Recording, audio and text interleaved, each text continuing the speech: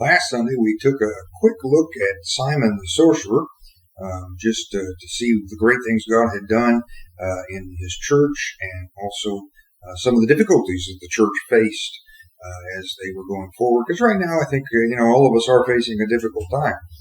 And I looked up quite a few different definitions of sorcery, and all of them seem to connect somewhat with communicating with the dead. With necromancy, of trying to find out what departed spirits had to say regarding the future or your life, or giving advice.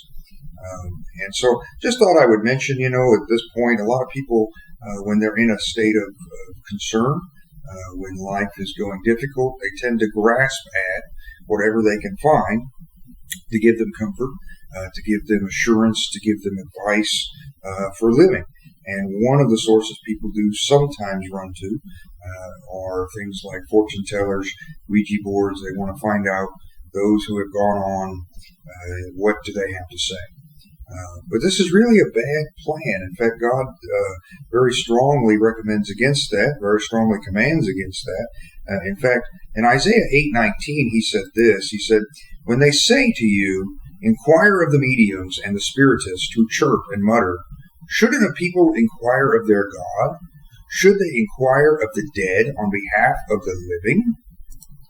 And I think really what God's getting at in this passage regarding communicating with the dead is, why would you ask for advice from the people who are dead on how to live? If they had good advice, they wouldn't be dead.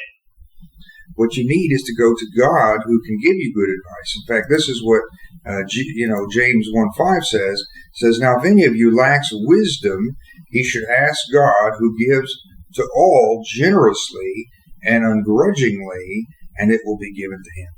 And so God has offered us the opportunity to come to him and to ask for advice. Jesus has already conquered death, hell, and the grave. He has come back to life and resurrected. He's the one that we should go to, that we should seek comfort, that we should seek advice on living. And I just want to share that with you in hindsight after looking at Simon the Sorcerer, just kind of a little food for thought as to why we don't choose to go to sorcerers, fortune tellers, or contact the dead for advice, but instead we go to the living God, who can give us advice on how to live.